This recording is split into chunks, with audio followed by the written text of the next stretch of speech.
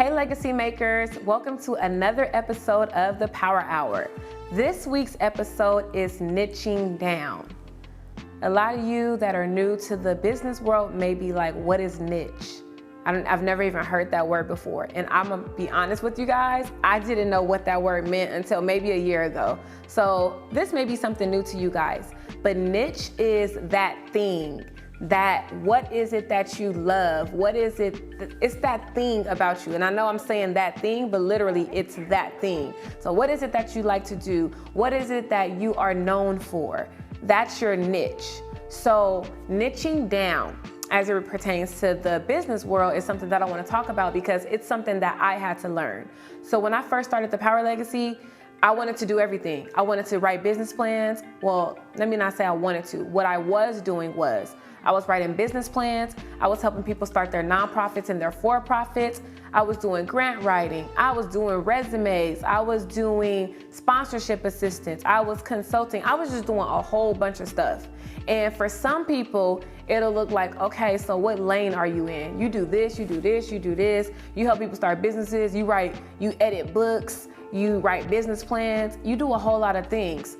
It's nothing wrong with niching down because you want to become the expert in something first. And then you can go ahead and move on to something else. So I want to talk to you guys about the importance of niching down. It's very, very important to do so. And I'm actually learning this in my coaching class that I am currently taking, that it's okay to niche down. It's okay to have that one thing that you're focusing on, or that two, no more than that three that you're focusing on. Let's just say, for example, I'm always trying to use different businesses as an example because I never know what industry you guys are in when it comes to you guys wanting to start a business or whatever it is that you do. So let's just say you're a creator, maybe you're an editor, and you offer so many different services. Maybe you do business plans for some reason. You also create flyers. You also take pictures.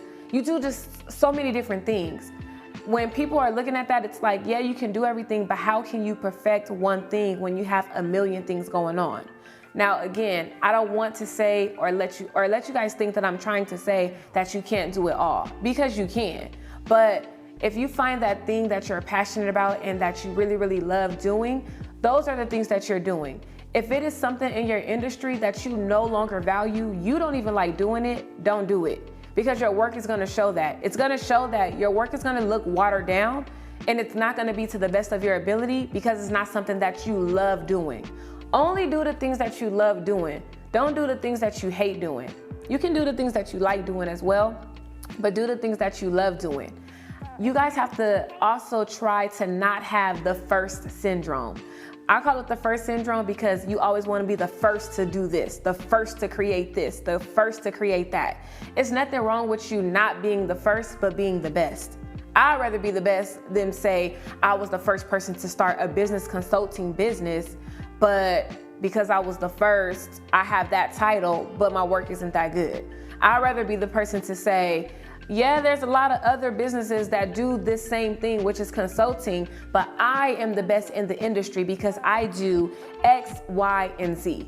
This niching down allows time to focus. You need to focus on the things that you do. So if you are a new person that's starting a business and you do videography and photography, for example, I'm not saying that you can't do both, but when do you have time to perfect the other?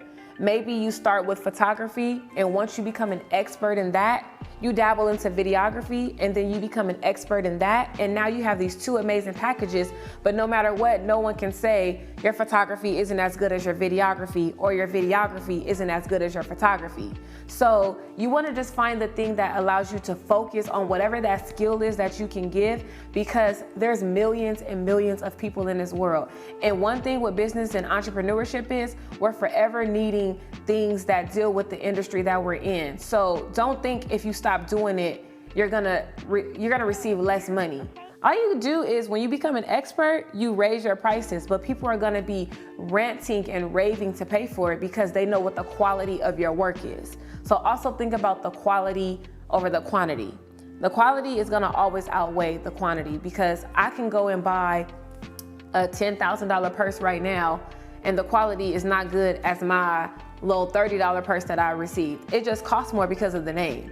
So that's another thing you guys could think about. The quality over the quantity. It's always gonna outweigh it. So again, to recap, we're talking about niching down. So find 1 to maybe 3 things that you really, really love doing and perfect that, and then move on to other things. Again, this is not me telling you guys you can't do a million things, because I'm one of those people that love to do a million things at once. But I'm finding that niching down is working way better for me. It allows me time to, another recap, focus on what it is that I really, really love doing, omit the things that I hate doing so that my work is not watered down, and my quality always will outweigh my quantity. So I hope this gave you guys some type of revelation for whatever business industry that you are in. I appreciate you for always being here every week, and thank you for tuning in again for another episode of The Power Hour. You guys have an amazing day.